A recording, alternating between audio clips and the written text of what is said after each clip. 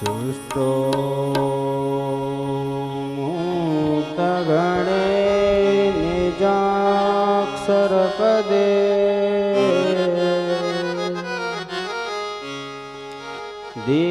दिव्याकृते सादरम्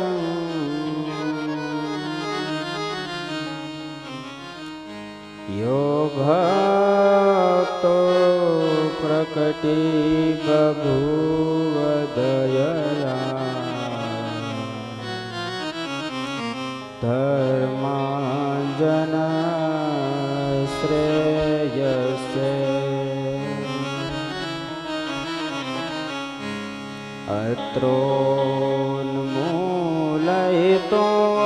त्वधर्ममवितुम्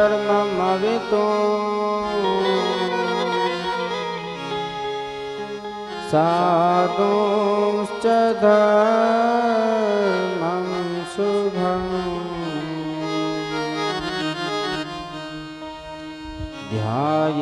ध्यायेत्वं हरिमेश्वरेश्वरमहम्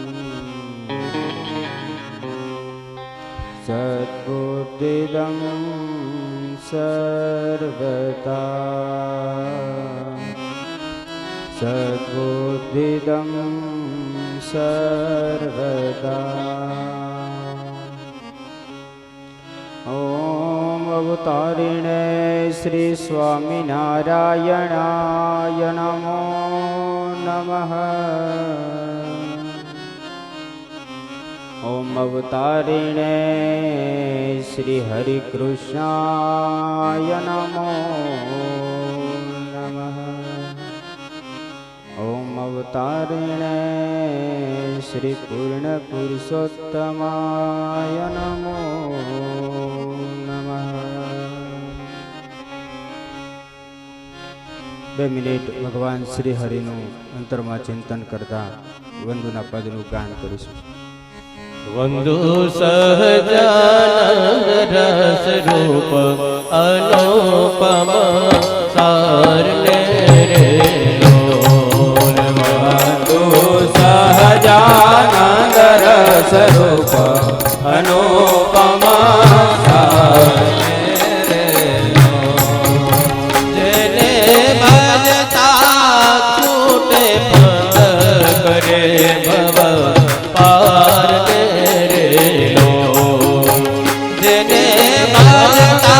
છૂટે પંથ કરે ભવ પાર ને રે લો. વંદુ સહજાનંદ રસ રૂપ અનુપમ સારને રે લો.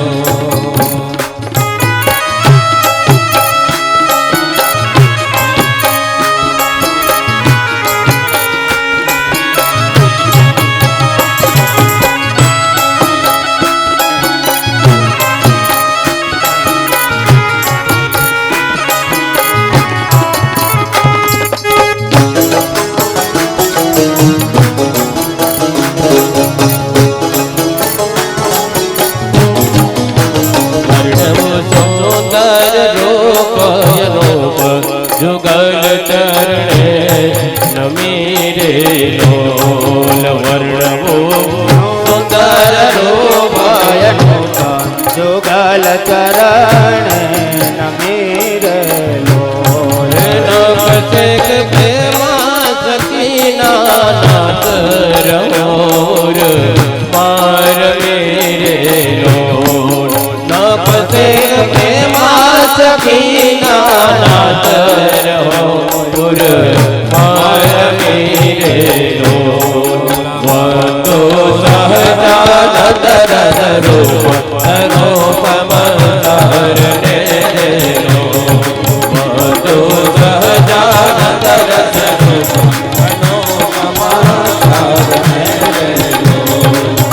स्वामी नारायण स्वामी नारायण स्वामी नारायण स्वामी नारायण स्वामी नारायण स्वामी नारायण स्वामी नारायण स्वामी नारायण स्वामी नारायण स्वामी नारायण स्वामी नारायण स्वामी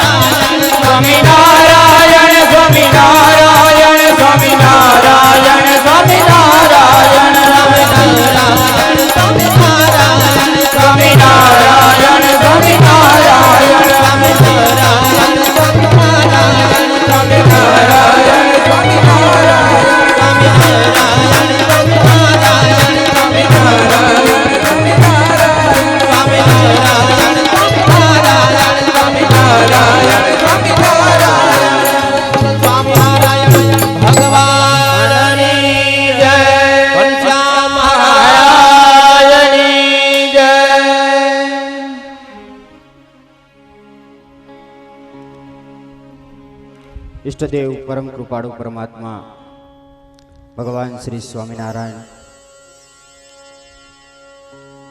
ગુરુ મહારાજ જોગી સ્વામી મહારાજ, પરમ પૂજ્ય સદગુરુવર શ્રી દેવપ્રસાદ દાસજી સ્વામી, સર્વે ધામ ધામથી પધારેલા બ્રહ્મનિષ્ઠ સંતો,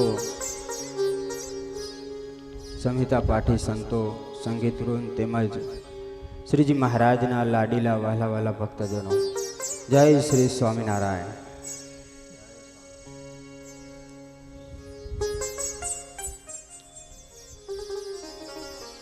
ખૂબ જ સુંદર રીતે ચાલી રહેલો પંચાબ્દી મહોત્સવ,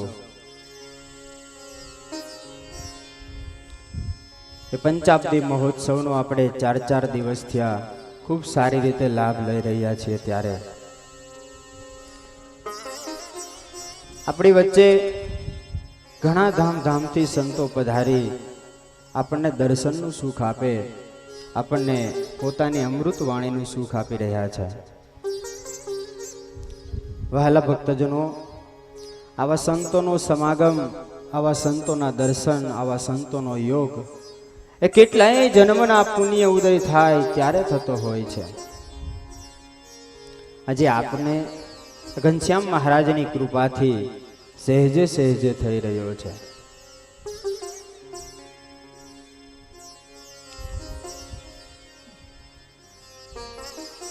ગઈકાલે આપણે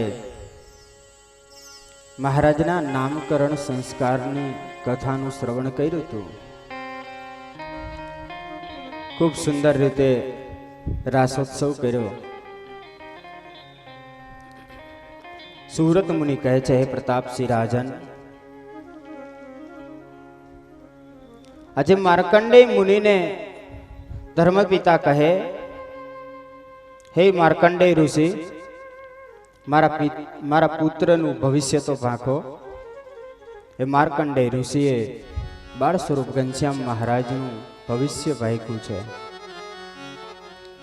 એ બધી વાત કરી માર્કંડેય ઋષિ હવે ઘરેથી વિદાય લે છે. ખૂબ સારી રીતે ધર્મદેવે દક્ષિણાઓ આપી અને માર્કંડેય ઋષિ એ છપૈયામાંથી વિદાય લે છે. ત્યારબાદ ધીરે ધીરે ઘનશ્યામ પ્રભુ મોટા થવા લાગ્યા છે. ઘનશ્યામ મહારાજનો ઉપવેશ સંસ્કાર કર્યો છે, ઉપવેશન સંસ્કાર કર્યો. એ પ્રભુ 5 માસના થયા છે. વિક્રમ સંવંત 1838 શ્રાવણ સુધી પુત્રદા એકાદશી આવી. પ્રથમ વખત બાળ પ્રભુને ભૂમિ ઉપર બેસાડ્યા છે. ખૂબ ધામધૂમથી મહોત્સવ કરવામાં આવ્યો છે. પ્રભુ મોટા થતા 6 માસના થયા અને પ્રભુનો અન્નપ્રાશન સંસ્કાર કર્યો છે. સરસ મજાની સોનાની છડી લઈ દહીં, ઘી, મધ મિશ્રિત અન્ન કરી અને પ્રભુને પ્રથમ વખત મુખારવિંદમાં મૂકવામાં આવ્યું છે. આવી રીતે અન્નપ્રાશન સંસ્કાર કરી અને પ્રભુ એ છપૈયાપુરની અંદર ધીરે ધીરે બાળ લીલાઓ શરૂ કરે છે. નાના એવા ઘનશ્યામ 7 મહિનાના થયા. માતા ખૂબ સુંદર રીતે તૈયાર કરે. માતાએ આજે સરસ મજાનું કેડિયું પહેરાવ્યું, નીચે સરસ મજાની ચોરણી, માથે સરસ મજાની ફૂમકાવાળી ટોપી આજે ઘનશ્યામ મહારાજને પહેરાવી છે. સરસ મજાનો ગળાની અંદર હાર પહેરાવ્યો. ભગવાનને તૈયાર કરી અને સંવંત 1838 આસુ સુધી વિજયાદશમીને દિવસ ધર્મદેવ અને ભક્તિ માતાએ નક્કી કર્યું કે આપણે કર્ણવેદ સંસ્કાર કરીએ. આપણા ઘનશ્યામ 7 માસના થયા છે એટલે નક્કી કરી બધી તૈયારીઓ થઈ. કુળ દેવતાનું પૂજન કર્યું છે અને કાંધ વિંધવા વાળાને આમંત્રણ આપ્યું છે. માતા ભક્તિ બાળપ્રભુ ઘનશ્યામને લઈ અને ધર્મદેવના ફળિયાની અંદર સરસ મજાનું આંબલીનું વૃક્ષ હતું. એ આંબલીના વૃક્ષ નીચે ભક્તિ માતા બાળ પ્રભુને લઈને ગયા છે, પોતાના ખોળામાં બેસાડ્યા છે. અને એવા જ સમયે એ કાન વીંધનાર આવ્યો છે. સરસ મજાની સોનાની સોય લીધી છે, અને જ્યાં કાન વીંધવા જાય ને ત્યાં તો સુંદર સ્વામીએ વર્ણન કર્યું છે. કાન વિંદાવે છે જેણી વાર રે, તેજ નીકળ્યું અપરમ પાર રે. કાન વિંદાવે છે જેણી વાર રે, તેજ નીકળ્યું અપરમ પાર રે. કાન વિંદાવે છે જેણી વાર રે, તેજ નીકળ્યું અપરમ પાર રે.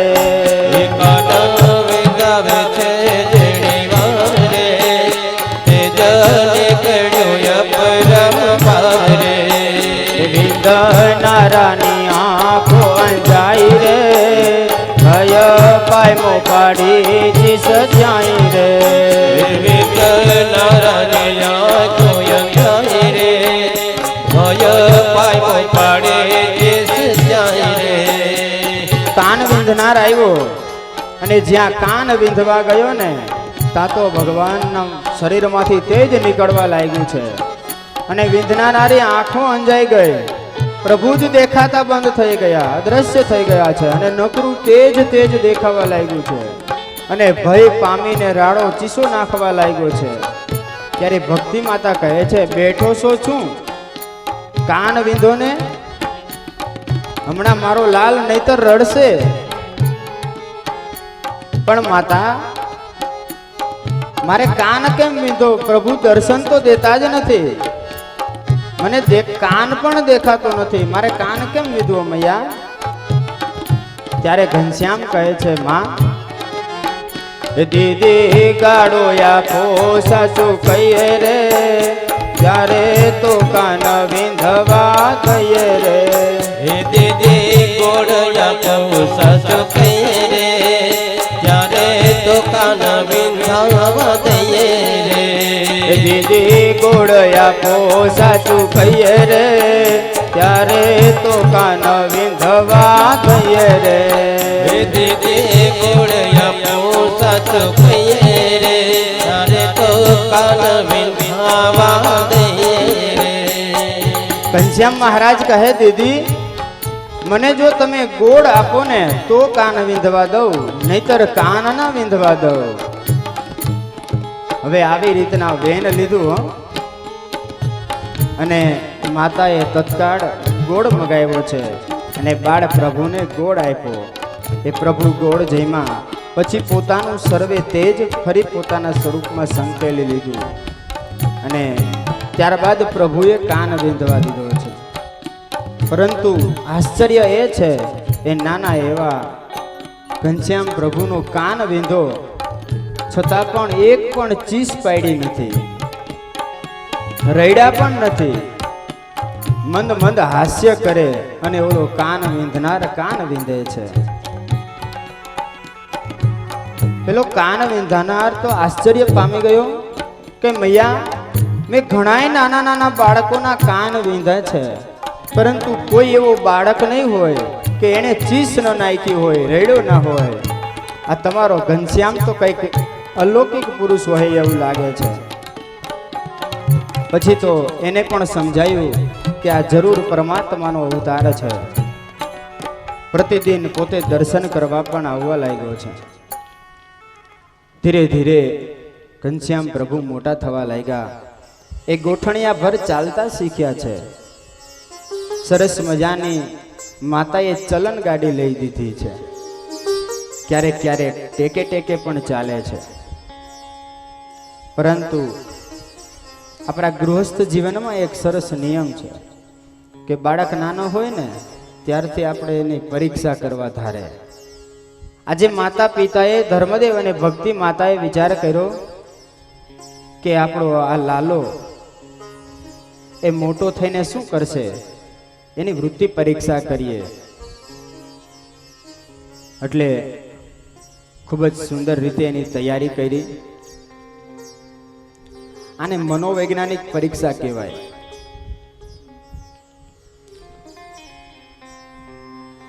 એ ફળિયાની અંદર સુંદર મજાની રંગોળી પૂરી છે. ઘરની અંદર 3 બાજોટ બિછાવવામાં આવ્યા. એ 3 બાજોટની અંદર સરસ મજાનો ભરત ભરેલા કપડાં બિછાવ્યા છે. અને એ 3 બાજોટ ઉપર અલગ અલગ, એક બાજોટ ઉપર સરસ મજાનો સુવર્ણ મોર મૂકવામાં આવ્યું, બીજા બાજોટ ઉપર તલવાર મૂકવામાં આવી અને ત્રીજા બાજોટ ઉપર ગ્રંથ મૂકવામાં આવ્યો છે. અને ભક્તિ માતા અને ધર્મદેવ બંને બાજોટની સમક્ષ સામે બાળ પ્રભુને લઈને બેઠા છે. ગ્રંથ છે ને એ જ્ઞાનનું પ્રતીક કહેવાય. તલવાર છે એ સુરક્ષાનું પ્રતીક છે અને સોના મોર છે વ્યાપારનો ધર્મ છે એ સૂચવે છે. ત્યારે ધર્મદેવે પરીક્ષા કરવા ધાર્યું, બાળ પ્રભુને ઈશારો કર્યો છે કે ઘનશ્યામ જાઓ. એટલે ઘનશ્યામ તો ધીરે ધીરે ચાલતા થયા ગોઠણિયા ભેર. બાળ પ્રભુએ નજીક જઈ 3 બાજોટ ઉપર મીઠી નજર કરી અને પછી જ્યાં ત્રીજો બાજોટ એ ગ્રંથનો બાજોટ હતો ત્યાં જઈ અને એમની ઉપર હાથ રાખ્યો. ધર્મદેવ ખૂબ રાજી થયા છે. દેખીને ત્યાં દોડ્યા દીનાનાથ, મૂક્યો પુસ્તક ઉપર હાથ. દેખીને ત્યાં દોડ્યા દીનાનાથ, મૂક્યો પુસ્તક ઉપર હાથ. ધર્મદેવે વિચાર્યું છે મન, આ તો શાસ્ત્ર વેતા થાશે તન. ધર્મદેવે વિચાર્યું છે મન, આ તો શાસ્ત્ર વેતા થાશે તન. બાળ પ્રભુએ જઈ શાસ્ત્ર ઉપર હાથ મૂક્યો. ધર્મદેવે વિચાર્યું આ તો મોટા શાસ્ત્ર વેતા થશે.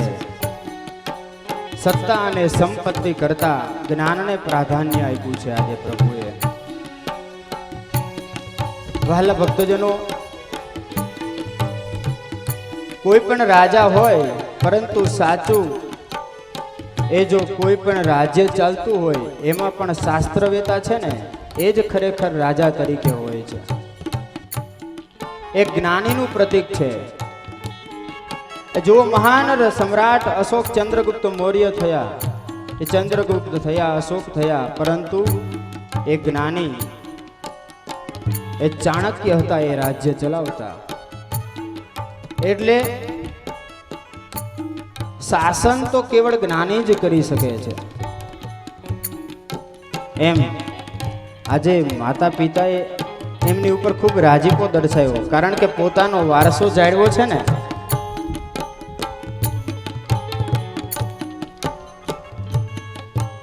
આજે ધર્મદેવને માર્કંડેય ઋષિએ કહેલા શબ્દો યાદ આવ્યા છે કે તમારો પુત્ર એ બહુ મોટો જ્ઞાની થશે. આવી રીતે માતા પિતાએ ખૂબ ધામધૂમથી એ ઉત્સવ ઉજવો અને વૃત્તિ પરીક્ષા કરી છે.